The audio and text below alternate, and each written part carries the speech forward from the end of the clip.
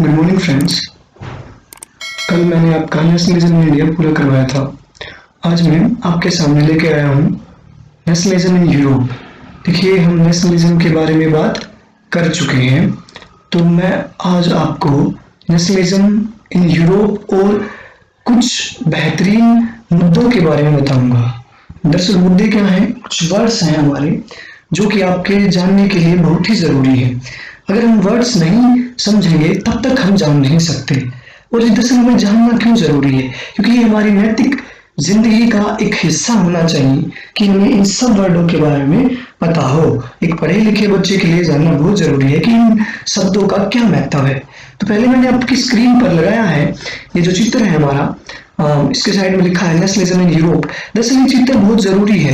क्यों मैंने इसको आपके सामने पॉइंट आउट किया है, देखिए जो इसमें दिखाया गया है ऐसा नहीं है, और ये यूरोप के वो सभी छोटे छोटे देश के आपको अलग अलग झंडे दिखाई देंगे जो कि शुरुआत में अलग अलग थे। लेकिन ये क्या कहा गया है, ये कहने की कोशिश की गई है कि किस प्रकार से जो यूरोप था वो इकट्ठा हो सकता है और किस प्रकार से एक राष्ट्र का जन्म हो सकता है। आज मैं आपको आपके सामने इस राष्ट्र शब्द को भी डिफाइन करूंगा। आपको पता चलेगा कि राष्ट्र शब्द कब जन्मा है और कहां से इस राष्ट्र शब्द के लिए जो है हमारी बहस जो है शुरुआत हो गई थी। तो हम जानेंगे इस सारे शब्दों के बारे में, लेकिन आराम आराम से। तो आज मैं आपके सामने कौन कौन से शब्द पेश करने वाला हूं, वो शब्द आपके सभी के सभी आपके पुस्तक में दिए गए हैं। मैं उनको हाईलाइट करता रहूंगा और आप उनको देखते रहना। आज हम सिर्फ इन शब्दों के ऊपर ही खेलने की कोशिश करेंगे।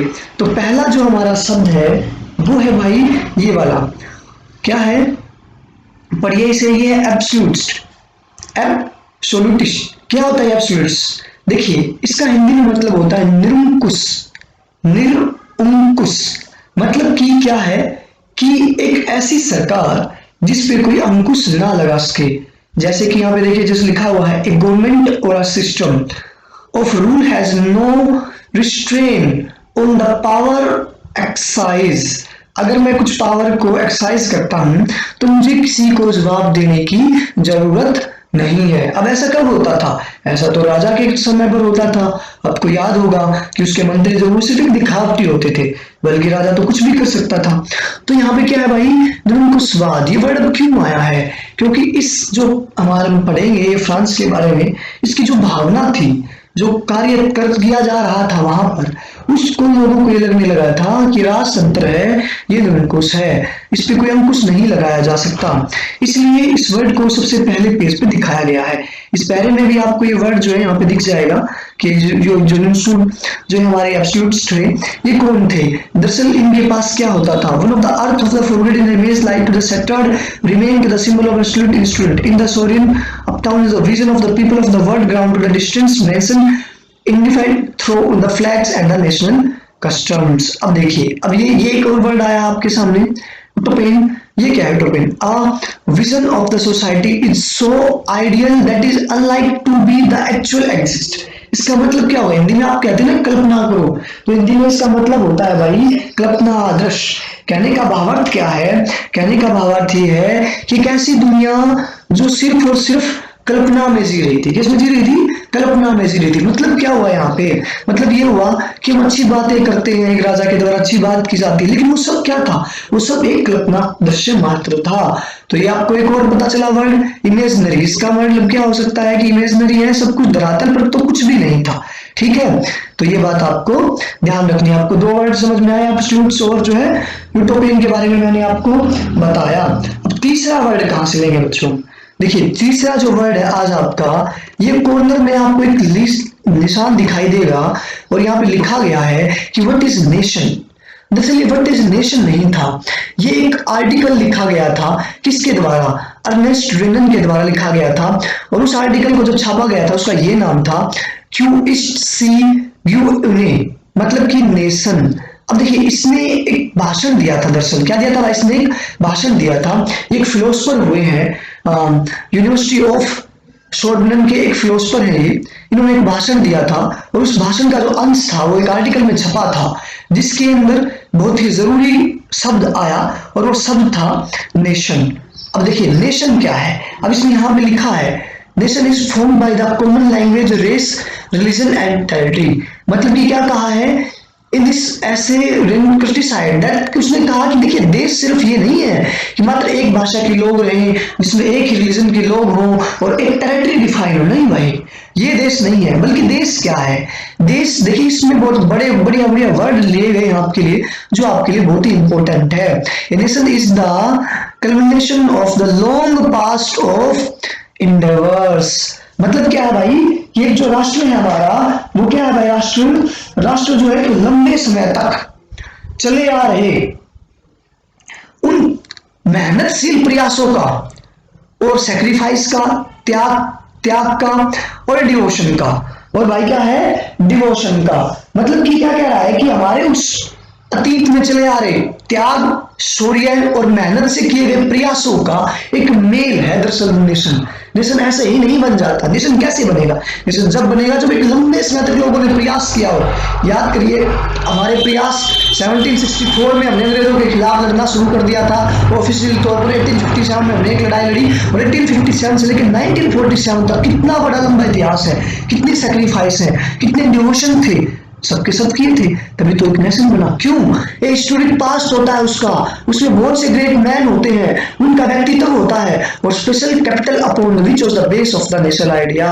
और एक सोशल कैपिटल, एक थ्योरी होती है जिसके ऊपर क्या बनता है भाई, जिसके ऊपर हमारा देश जो है बनने के लिए तैयार होता है, ग्लोरियस होती है, उसका एक पास्ट की एक महत्व होता है। अब हम कहते हैं ना कि हिस्ट्री क्यों पढ़े, क्यों पढ़ी आखिर हम हिस्ट्री, क्योंकि जब आप झांसी की रानी, भाई अभी एक मूवी आई थी जो कि तानिया के ऊपर थी या कोई और भी मूवी थी, आपके रोंगटे खड़े हो जाते भगत सिंह का नाम सुनते। क्यों, क्योंकि यही हमारा नेशन है, इन्हीं सूत्रों पे हम बंधे हुए हैं और इन्हीं सूत्रों के ऊपर हम जीवित रहते हैं और जीवित रहने के लिए यहीं पे हमारा नेशन बना और नेशन की थ्योरी है।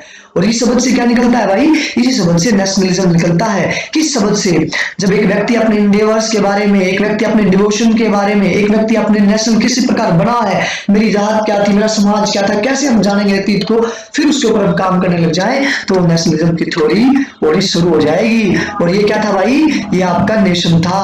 कौन सा नेशन था भाई, ये आपका ये थ्योरी थी जो रेनन ने थ्योरी दी। कौन सी थ्योरी थी भाई, ये जो रेनन ने दी। अब ये थ्योरी रेनन ने तो दे दी, अब रेनन की थ्योरी क्या थी, वो एक आर्टिकल छपा और उस आर्टिकल के बाद जो हमने जाना वो हमारा क्या था भाई, नेशन था। और इसके बाद देखिए मुहिम शुरू हो गई थी सारी दुनिया में। दरअसल यूरोप में सबसे पहले शुरू हुई थी कि क्या भाई नेशन हो सकता है। तो ये वर्ड आपने जाना और मैंने आपके बारे में नेशनलिज्म के बारे में बताया। तो अब तक मैंने आपके 4 वर्ड जो डिफाइन कर चुका हूं। अगला जो वर्ड है भाई, क्या है अगला वर्ड, अगला जो हमारा वर्ड है वो है, देखिए एक वर्ड आया बीच में, यहाँ पे है इस स्टैंजा के अंदर, मैं आपको बताऊंगा, जिसके अंदर हमें लिखा गया कि जनतांत्रिक या प्रजातांत्रिक चीजें क्या होती है, क्या होती है जनतांत्रिक और मोनार्की क्या होती है। जैसे पहले हमने बात की ना कि निरंकुश शासन है, उस निरंकुश शासन को हम क्या कह सकते हैं, उस निरंकुश शासन को हम कह सकते थे भाई मोनार्की का जो शासन होता था, जो राजा का जो शासन होता था, हम उसे क्या मानते थे भाई, हम उसे निरंकुश मानते थे। किसका शासन भाई, राजा का। किसका शासन भाई, राजा का। लेकिन उसके बाद हम क्या लेके आए, उसके बाद लेके आए हम जनतांत्रिक मूल्य, यानी कि भाई प्रजातंत्र। प्रजातंत्र में क्या मतलब होता है भाई, जनतांत्रिक मूल्य हुए होंगे जिनमें जनता के बारे में सुना जाएगा। समझ रहे ना बात मेरी, मतलब डेमोक्रेटिक मूवमेंट का शुरू होना। अब ये देखो आप, मैं कहीं से आपको बाहर से नहीं बता रहा हूँ, आपकी बुक में लिखा हुआ है, यहाँ पर आएगा आपका कि भाई किस प्रकार से जो है रिवॉल्यूशनरी जो लोग थे, क्रांतिकारी लोग थे, वो क्या करने के बारे में सोचने लगे थे कि उन्होंने सोचने लगा कि भाई यूनाइटेड नेशन क्या होना चाहिए एक तो, और उसके बाद जो है कि भाई हम नेशनलिज्म थ्योरी को लेकर आएंगे। तो किसके बेस पर हम नेशनलिज्म थ्योरी को लेकर आएंगे, किसके बेस पर लेके आएंगे भाई, अभी यहाँ पे एक वर्ड आएगा लिबरल, इस वर्ड को हम आगे डिफाइन करूंगा, बहुत बड़ा वर्ड है लिबरल वर्ड, डेमोक्रेटिक मूवमेंट को लेके आएंगे। चलो हमारा समझ में आया भाई क्या था जनतांत्रिक मूल्य क्या होते। अच्छा, अब एक वर्ड बहुत सुनते होंगे आप न्यूज में अगर देखते हो, एब्स्ट्रैक्शन, फ्रीडम ऑफ एक्सप्रेशन, अभिव्यक्ति की आजादी। और जो मैंने बताया था ना जनतांत्रिक डेमोक्रेटिक कॉन्स्टिट्यूशन की बात होने लगी थी, वो है डेमोक्रेटिक जनतांत्रिक। ये अब इसमें बात करें मैं एक्सप्रेशन, बहुत बड़ा वर्ड है भाई।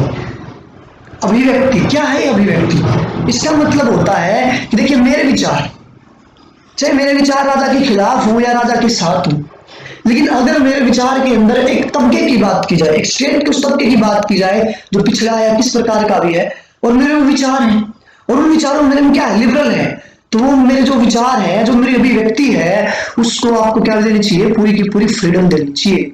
ये है भाई, क्या है भाई, ये एक्सपेक्टेशन ऑफ फ्रीडम।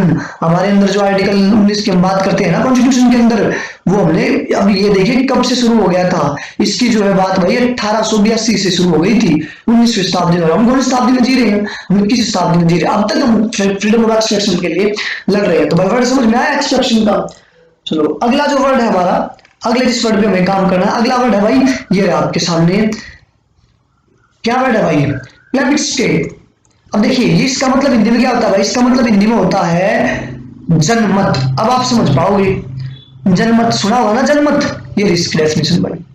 जनमत का मतलब क्या होता है कि जनता एक अपना डेमोक्रेटिक मूवमेंट चूज करे और मत डाले, किसी चीज के लिए वोट करे, कोई भी चीज को ऐसे एक्सेप्ट नहीं करे कि एक इंसान ने कह दिया, नहीं, सब आदमियों को सुन के उसके बारे में बाद में जो फैसला लिया जाए उसको हम कहते हैं भाई प्लेबिस्सिट। क्या कहते हैं भाई उसको हम, प्लेबिस्सिट। मतलब कि भाई हिंदी में जनमत संग्रह, जनमत होना चाहिए भाई किसी चीज का भी, जनता जिसके बारे में वोट डाले वो होगा भाई प्लेबिस्सिट। इसके बारे में हमारा जो कश्मीर का मुद्दा था, इसके ऊपर जो हैदराबाद का मुद्दा था, इसके ऊपर करवाने की बात की गई थी।